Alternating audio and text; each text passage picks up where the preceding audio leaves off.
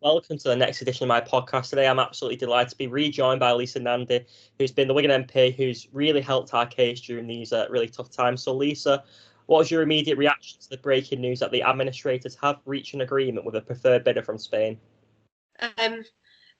It feels a little bit like sort of walking along a tightrope, holding a very precious object and just trying very, very hard not to fall off or break it. It just feels like this nightmare has been going on for such a long time, and I don't need to tell you or any of the fans just how difficult it's been for a lot of people, but it feels like we really are entering the final chapter now. And just so my first sort of response was, we've just got to make sure that we get across the line, that the deal is signed, that the EFL approval comes through, and that we can start sort of focusing on the future. But I suppose the other thing I felt a lot of was relief. It's been really frustrating the last few weeks. There have been a number of bids that have gone in that I think should have been accepted that weren't, and it was starting to get very, very difficult to see the sort of light at the end of the tunnel. The sticking point always seemed to be that the administrators were asking for more money than the buyers were prepared to pay, and a lot of the sort of arguments were around the administrator fees, and the idea that a club like Wigan Athletic could be allowed to go under because of that. Just, it's infuriating. So a bit of relief, but also just sort of anticipation that we've got to get this right, and we've got to get a few things sorted next, and then hopefully we can start looking to the future again. What has your dialogue been with the administrators throughout this? Well, initially it was okay, but it's got more difficult as the months have gone on, and they're basically not talking to me or quite a lot of other people now. It's been a very, very frustrating process, and it was frustrating in the first place to be put into administration in the circumstances that we were.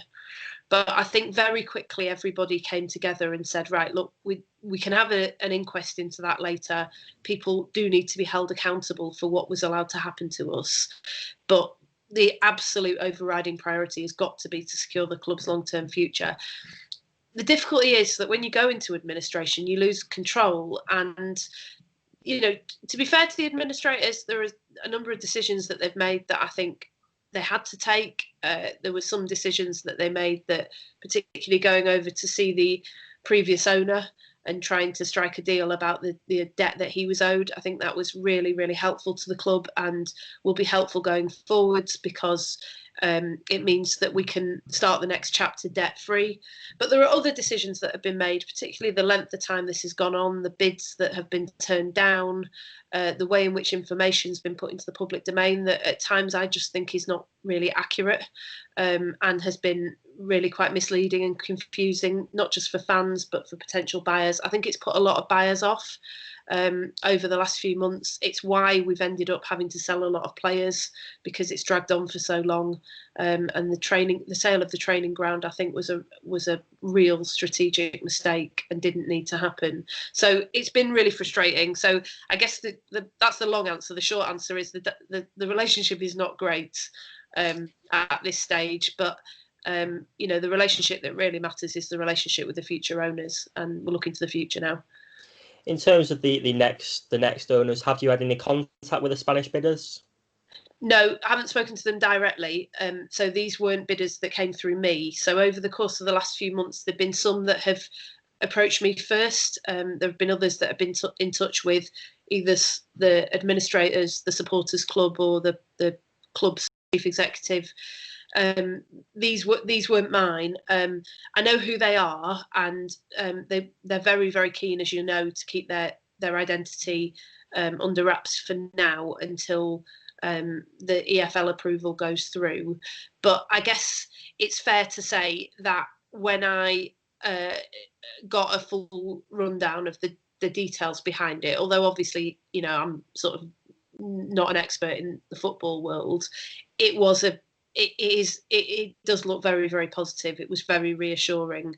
They've met with some of the key players in and around the club, and what we always wanted was a group of people who had the finance to get us through not just the next few years, but take a longer term view about our future, had a real plan for how they were going to, make things work with the club, care about the club, understand the town, and know something about football. And, from everything that I know about them, they tick all the boxes. So there's every reason to be really optimistic about it.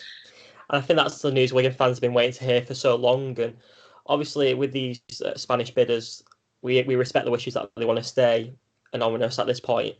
But do you believe that Wigan's future is now secured for the future if this deal is ratified by the EFL? Yeah, so I've been in touch with the EFL a lot over the last few months, and particularly in the last week, just to make sure that because there were quite a few bidders that came forward in the last week. I think one of the helpful things was that when there was a bid that went in from the Americans with the supporters club, which was, in my view, a very reasonable bid that was turned down within 10 minutes by the administrators just a couple of weeks ago. That was absolutely infuriating. But at that stage, because there was a real sort of outcry from the fans, the administrators did do some media around it where they talked about the amount that they would accept for the club. That, I think, is what really brought forward quite a few late entrants to the process. Some of them had been in touch with me. Some of them, to be fair to the administrators, some of them were people who I don't think were really serious, didn't have the finance, didn't have the backing that they said they had. But there were quite a few bidders who came forward that were definitely a credible bet.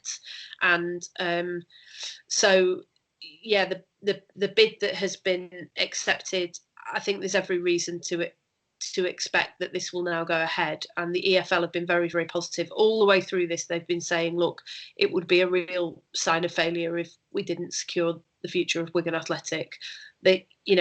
They got a lot of flack for the points deduction, and I was one of the people who gave them a lot of flack for that. But privately and behind the scenes, they have been very, very helpful over the last few months, in exerting pressure and trying to do everything that they can to make sure that this process works, and within the bounds of what they're actually legally allowed to do.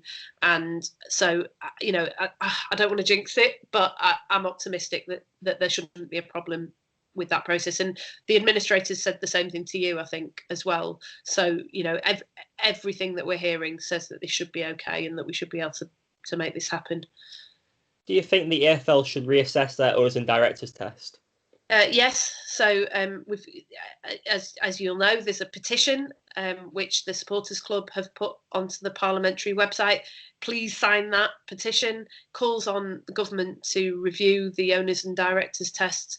I think there's a widespread recognition in the football world and in the political world that this is not fit for purpose. It's beggars belief, frankly, that the ownership model was approved just a few weeks before we were plunged into administration. And we're not the first club that this has happened to, and we certainly won't be the last. So, the football is going to have to change. I've said this all the way along, that obviously there hasn't been a lot of time and space to debate the wider issues about why Wigan found ourselves in this situation. But football has got to change from this moment on. This cannot be allowed to happen again, because if it can happen to a club like Wigan Athletic, it can literally happen to anybody. It can be a real moment of change for football to obviously change the way how it's run financially, and obviously with the EFL too and their owners and directors test. But how can we ensure that this doesn't happen to Wigan Athletic again? Well, I think part of what we've been trying to do over the last few months is to secure the club's long-term future. So not just to find a buyer, any buyer, but to find somebody who could come in and take a much more long-term approach. And we're in some ways we're a different club than we were a few months ago. We're no longer in the Championship. There's been a huge amount of player sales, losing the training ground.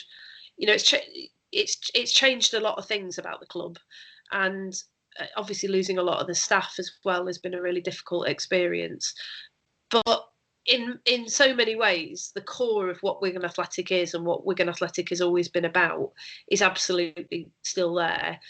And I think it's been quite a positive experience, having worked with a number of bidders over the last few weeks and heard very positive things about the bidders whose offer has been initially accepted, that they're interested in the community trust, they're interested in the town. You know, the fact that they've been reaching out to people like me because they want to know how they can play a part, continue to play a part in the life of the community. All of those things tell me that this is, you know, that we've got a really good chance of basically taking a long-term approach about the club's survival that keeps it right at the heart of the community. And so that, I think that's probably the most important thing, is that we got the bidders right, and we got the, you know, the business model is right, so that it's not a sort of come in and try and make a quick buck and then leave and sell it on to the highest bidder again. That was always the challenge with, we've been trying to put together this plan B option around the supporters club potentially taking over the club. That was always the challenge, is that you need longer term finance, and that's why it was our plan B option rather than our preferred option. So every reason to be optimistic at the moment, but no room for complacency, I guess. With the plan B option, as you just mentioned, what will happen now with the supporters club money raised by the fans? So they've been really clear from the day that they set up the crowdfunding appeal, and I'm just looking at your background on the screen because we were down at the stadium. It's a really weird experience being in the stadium at the moment because a lot of the staff have gone, and you know, the fans aren't there. But we launched that appeal, and the supporters club were absolutely clear that the money would go back to the fans if it wasn't used. So the way that they set up the crowdfunder enables them to transfer that money back to the people who donated it, if it doesn't get used. I think from my point of view, and obviously supporters club can speak for themselves, but I mean, you know, I'm chatting to them constantly. It would be really, really great if we could find a way for the fans to have some kind of role in the future direction of the club. The American bidders were particularly keen on that. I don't think that the Spanish bidders are opposed to that, but the details of that are still to be worked out. So the potential is there for part of that money to be used for the fans to take some kind of stake. But you know, as I say, it's you know, it's a lot of that is up to the bidders, and I'm sure we can find a way to work the details of that out with them. How would you reflect on the last 3 months? Sort of, a lot of me would just quite like to forget it, really, and just to pretend it's all been a bit of a bad dream. I mean, you know, COVID's been really difficult anyway, and my office is just completely overwhelmed at the moment. We've had people losing their jobs and businesses going under. I think we're basically in the middle of a second wave of all of that, because the Chancellor withdrew the furlough scheme this month, and so the wage subsidy scheme that he's announced isn't really sufficient to keep a lot of people in work. So there's been all of that happening, and then this situation with Wigan Athletic, it's just sort of, you know, for a lot of people, I think it's just felt like the whole world is sort of collapsing around their ears. And I guess it's sort of, because we're still in it, it's too difficult to sort of say, but I think when we look back on this period, there'll be a lot of anger about what's been allowed to happen, but there'll also be a renewed sense of sort of strength and resilience that comes out of this. I mean, the fact that the town could come together, and the football world, you know, fans from other clubs as well as Athletic supporters, to raise nearly £700,000 in a few days. That the supporters club, who, you know, they have busy lives, they have jobs, these are volunteers like everybody else, could put together a plan and get the council to come in behind them and support them to potentially take over ownership of the club. That, you know, that you've got people like the club's chief executive, who was made redundant but is still working day in, day out tirelessly to secure the future of Wigan Athletic.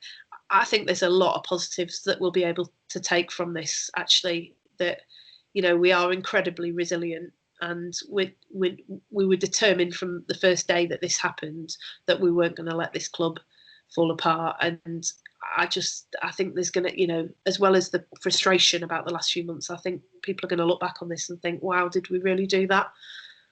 Absolutely. Do you think it's important that with the new Spanish regime, if it does go ahead, that they do have the domestic figures involved in that club, like Jonathan Jackson, as you just mentioned?